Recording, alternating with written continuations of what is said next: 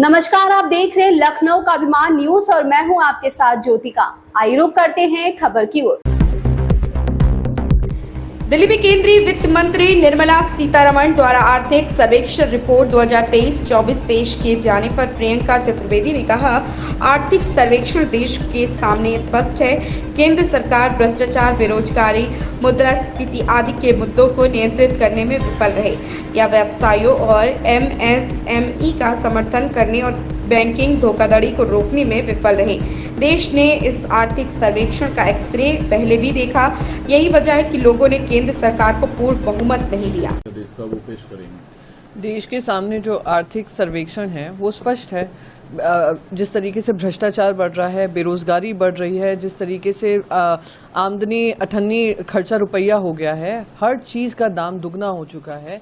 केंद्र सरकार उसको कंट्रोल करने में नाकामयाब रही है, बिजनेसेस को आगे बढ़ाने में नाकामयाब रही है, एमएसएमईज को सपोर्ट करने में नाकामयाब रही है, बैंकिंग फ्रॉड्स को रोकने में नाकामयाब रही है।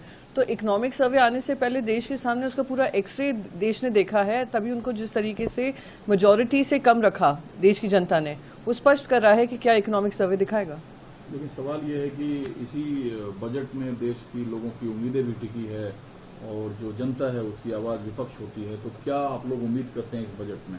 देखिए, बजट में हमारी उम्मीद यही है कि जनता जो त्रस्त हो रही है, जिस तरीके से उनका इनकम बढ़ नहीं रही है, पर महंगाई पूरी तरीके से बढ़ रही है, बच्चे बेरोजगार हैं, बच्चों की बेरोजगारी बढ़ती जा रही है और देश में आप देख रहे हैं 1000 लोगों के लिए एम्प्लॉयमेंट अपॉर्चुनिटीज होती है, 25,000 लोग आ जाते हैं। तो आप देख सकते हैं किस तरीके का एक इकोनॉमिक स्ट्रेस है। तो कैसे उसको कंट्रोल करेंगे, कैसे जो छोटे कारोबार हैं उनको आप बढ़ोतरी करेंगे, कैसे किसानों के पास जो उनको लोन की दुविधा होती है कैसे उनके पास पहुंचाएंगे। अग्निवीर स्कीम हुई, बहुत सारी ऐसी चीजें हैं जो किसानों से लेकर जवानों तक लागू होती हैं। उम्मीद करती हूं कि इस बजट में केंद्र सरकार उस पर ध्यान देगी। इस खबर में बस इतना ही। बने रहिए लखनऊ का अभिमान न्यूज के साथ।